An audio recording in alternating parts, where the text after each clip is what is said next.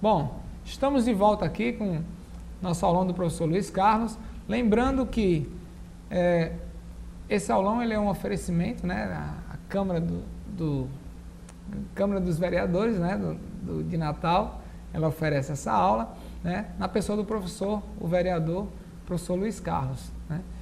Aproveite essa oportunidade que ele está passando, está oferecendo para você, certo? E não perca, porque nos nossos programas vão ter grandes professores aqui, me sinto muito honrado de estar aqui fazendo parte dessa equipe, porque os melhores professores aqui de Natal estarão presentes aqui na nossa aulinha. Já veio o professor Douglas de História, o professor Thales também de História, professor François, né? A equipe de História aqui, muita força, né? E vai vir muita gente boa aí, né? Eu me lembrei deles três, às vezes a gente não deve citar os nomes porque a gente acaba ficando sendo injusto com alguns deles, né? Professor Gibran, de matemática, inclusive o professor Gibran vai estar aqui amanhã com a gente, né? Já preparou a aula dele, ele me ligou para mim hoje e fez, Ronaldo, olha, amanhã estou lá novamente, né? Professor Renato de Biologia, grande abraço para ele, já esteve aqui conosco, e muita gente boa vai também passar por aqui, professor Fininho de Biologia, ele deve estar vindo, né? Vamos combinar um dia, então não perca, né?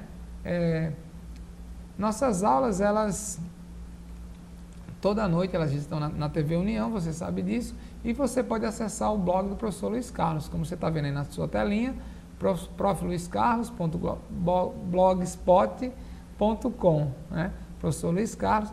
Então você tem toda essa oportunidade. Se você perdeu alguma aula, você acessa lá a internet, consegue baixar essa aulinha e tem condição de pegar a matéria, ver com mais calma, porque em casa, na internet, você dá uma pause na aula, então já consegue pegar tudo mais organizado. Eu estou procurando aqui uma questão muito boa, nós vamos começar a ver agora, deixa eu procurar aqui, só um instantinho.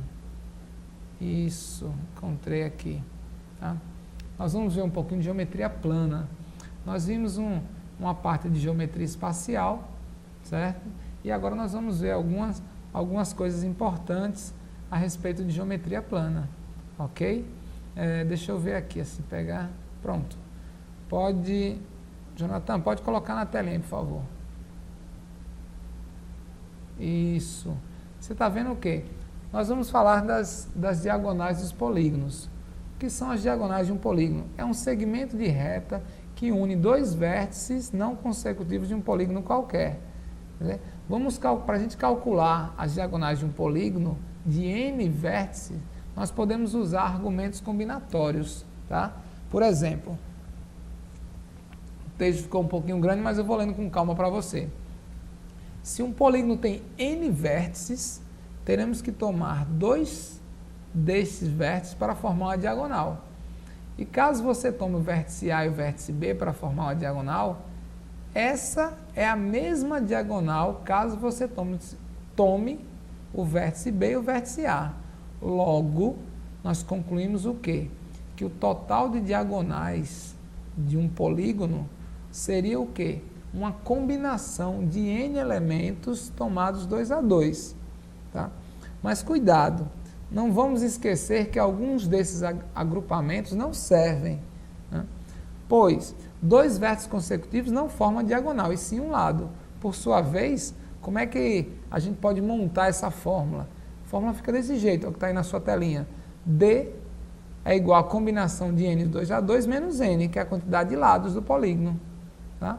Fórmula da combinação, n fatorial sobre 2 fatorial, que multiplica n menos 2 menos n. Isso implica, simplificando a expressão e retirando o mínimo, chega na fórmula da diagonal. N que multiplica n menos 3 sobre 2, ok? Para você que vai fazer o vestibular, o que é importante é você, de certa forma, memorizar a fórmula. Pode vir aqui comigo na telinha, Jonathan, por favor. Comigo aqui, isso. Bom, Jonathan, comigo aqui na telinha, por favor. Cadê ele? Ele deu uma saidinha, né? Isso. Soma dos ângulos internos de um polígono. né? Para você somar os ângulos internos de um polígono convexo. Lembra que eu falei ainda agora, né, o que é um polígono convexo, né? Agora que ele chegou aqui, Jonathan, por favor, bota aqui, né? Isso, ele tinha dado uma saída, né? Chegou o professor aqui, ele foi atender. Bom, mas o que é que eu queria falar para vocês antes da gente falar de soma dos ângulos internos de um polígono, né? Para você que vai fazer vestibular, o que é importante é você lembrar o quê? No cálculo das diagonais de um polígono, ele pode ser feito de duas maneiras. Uma maneira usando combinação e a outra maneira usando a consequência da combinação, que é justamente aquela fórmula final. N que multiplica n menos 3 sobre 2, onde n é o número de lados, tá certo? Claro, se você lembrar das duas maneiras, das duas técnicas, você vai estar um passo à frente de muita gente, né? Como é que é, Jornal, direito da combinação? Você, para traçar uma diagonal, você precisa do quê? Ligar, unir dois vértices não consecutivos. Porque se for dois vértices seguidos, você está traçando um lado, não está traçando uma diagonal, ok? Então, e para calcular a quantidade total de diagonais, basta que você o quê? Para eu traçar uma diagonal, eu preciso ligar dois vértices, certo? Então, tanto faz eu ligar vértice A ao vértice B, como o vértice B ao vértice A. A ordem não altera a diagonal, não cria outra diagonal. Portanto, lembrando de combinação, de análise combinatória, tá? Quando a ordem dos elementos não altera o resultado, essa questão, esse problema trata-se de combinação, tá? A ordem não altera. Quando a ordem altera, se você inverter a ordem dos elementos e o resultado for outro, então esse problema é um problema de arranjo. Claro, tem as variações, pode ser arranjo, pode ser permutação. A permutação é um tipo de arranjo, tá? Mas o aluno tem que se concentrar em quê? Análise combinatória, pode ser arranjo ou combinação. No arranjo, a ordem dos elementos no grupo altera o resultado. Na combinação, a ordem dos elementos no grupo não altera o resultado, tá? E foi o caso da diagonal. Então, olha, por isso que nós usamos que fórmula? Número total de vértices tomados 2 a 2, ou seja, eu vou pegar total de vértice e combinando de 2 em 2. Claro que eu tenho que subtrair do número de lados, ok? Próximo tópico que nós estamos vendo aí, deixa eu voltar aqui. Pode botar na telinha, Jonathan, por favor. Isso. Soma dos ângulos internos de um polígono convexo. Vocês estão vendo aí na sua telinha um triângulo, ok? E a soma dos ângulos internos de um triângulo é quanto? 180 graus. Por definição, a gente sabe que a soma dos ângulos internos de um triângulo é 180 graus. Bom, se eu colocar outro triângulo aqui embaixo, né, como vocês estão vendo aí na sua telinha, tá? Aí agora, ó, quem são os ângulos internos? Ó?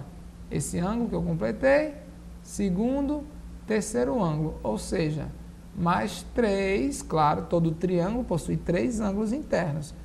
Só que a soma dos ângulos internos agora vai ser o quê? 180 vezes 2. Obviamente, porque vocês estão vendo 2 triângulos. Tranquilo? Ou seja, qual é a conclusão que a gente está começando a chegar?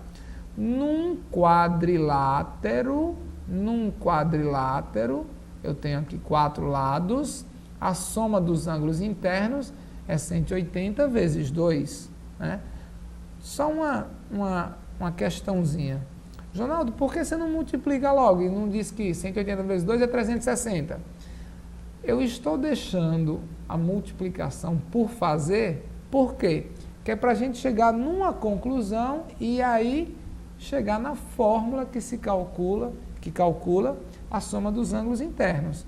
Bom, acrescentando mais um triângulo, a soma dos ângulos internos, vocês sabem que é 180 graus. Então, olha, estou vendo agora que a soma dos ângulos internos, ó, esse primeiro, mais esse outro ângulo, mais esse, mais esse outro aqui, é 180 vezes 3. Por quê? Porque eu estou vendo que eu tenho 3 triângulos.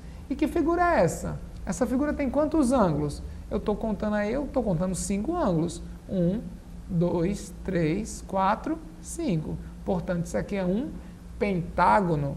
Pentágono é uma figura que possui 5 lados. Então, para calcular a soma dos ângulos internos de um pentágono, 180 vezes 3. Mais um triângulozinho aí, ó.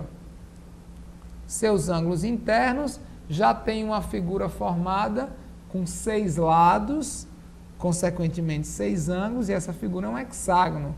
E continuando com o mesmo pensamento, a mesma teoria, 180 vezes 4, porque eu tenho 4 triângulos. Portanto, qual é a conclusão que nós chegamos? Num hexágono, eu multipliquei 180 por 4. Num pentágono, eu multipliquei por 3. Num quadrilátero, eu multipliquei por 2. Eu estou percebendo que esse número que multiplica o 180 é sempre a quantidade de lados da figura, ou de ângulos, menos 2. Hexágono tem 6 lados. 6 menos 2, 4. Então, multipliquei 180 por 4, porque um hexágono, quando eu traço, olha, ele está aqui, ó, quando eu traço as diagonais, ó, que é uma diagonal, 2 diagonais, desculpa, 3 diagonais, tá certo? Primeira, segunda, terceira diagonal. Quando eu traço essas 3 diagonais, eu dividi esse hexágono em 1, 2, 3, 4 triângulos. Por isso que a soma dos ângulos internos é 180 vezes 4. Né? E aí, chegamos à nossa conclusão. A soma dos ângulos internos é 180, que multiplica n menos 2. Tranquilo? Cada ângulo interno eu posso calcular da seguinte maneira. Cada ângulo interno é a soma dos ângulos internos dividido por quem? Pela quantidade de lados. Obviamente, evidentemente, cuidado, né? Cuidado, porque essa formulazinha que eu coloquei aí para vocês, cada ângulo interno é a soma dividido pelo número de lados, isso para um polígono convexo, onde todos os ângulos têm medidas congruentes, têm a mesma medida. Então, para você calcular a medida de um ângulo interno, você pega a soma e divide pela quantidade de lados. Por exemplo, de um quadrilátero, 180 vezes 2, a soma dos ângulos internos de um quadrilátero é 360. Quando eu pegar 360 e dividir por 4, eu tenho 90 graus, que é justamente a medida de um ângulo interno, ok?